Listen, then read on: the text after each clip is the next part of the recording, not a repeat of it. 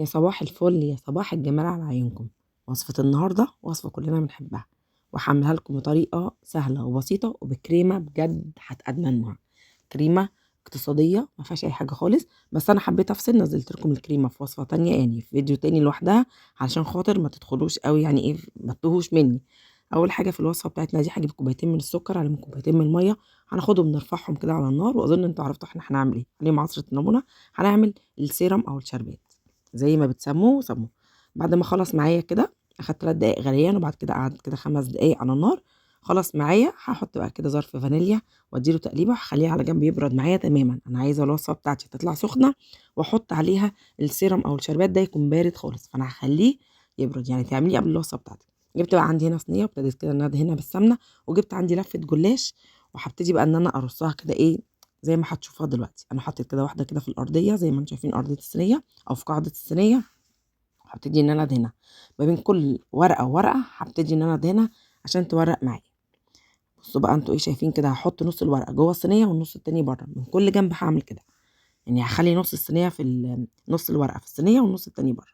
هكرر بقى كل الفكره دي لحد لما اخلص الجلاش بتاعي كله زي ما انتم شايفين. هخلي معايا بقى ورقه جلاش واحده، وهقول لكم هعمل بيها ايه.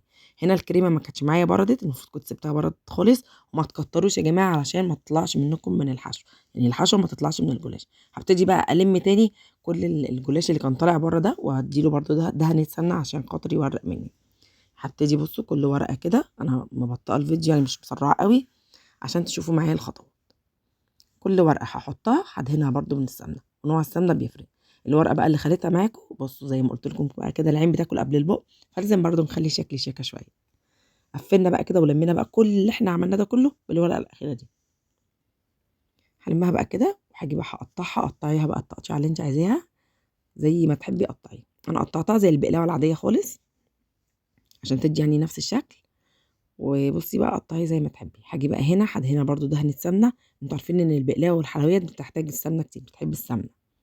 هاخدها بقى ادخلها الفرن، واطلع بقى واحط بقى السيرم بعد ما برد معايا وهي طالعه سخنه. عايزه اقول لكم تعالوا اسمعوا صوت الطشطشه. زي ما قلت لكم الكريمه انا منزلاها في فيديو منفصل علشان ما تتوهوش مني. يا رب كده الوصفه تكون سهله وبسيطه. عايزه اقول لكم والله العظيم كل اللي دقها يعني اتهبل عليها بجد، وحياه ربنا طعمها بجد تحفه. والكريمه خطيره اقتصاديه بس جميله جدا. ايه رايكم؟ عملنا صينيه بقلاوه ما خدتش مننا ربع ساعه، يعني تقريبا اقل كمان. والله العظيم ما خدتش مننا وقت خالص، يعني لو جالك ضيف هتقومي بسرعه تعملي كده وهو قاعد الصينيه العظمه دي كلها. بجد هتشرفك. اعمليها لاولادك يوم الخميس كده، في سهره الخميس الحلوه، اعمليها في اي وقت. المهم اللي انت هتعمليها هي لفه جلاش والكريمه الاقتصاديه اللي انا هنزل لك الفيديو، وهتلاقي نفسك عملتي عظمه بجد. ما فيهاش اي حاجه، سهله وبسيطه. يا رب كده يكون الفيديو حلو وسهل وبسيط، واكون بوصل لكم المعلومه بكل سهوله. كنت معكم رشا السيد، اشوفكم في فيديو جديد وسلام.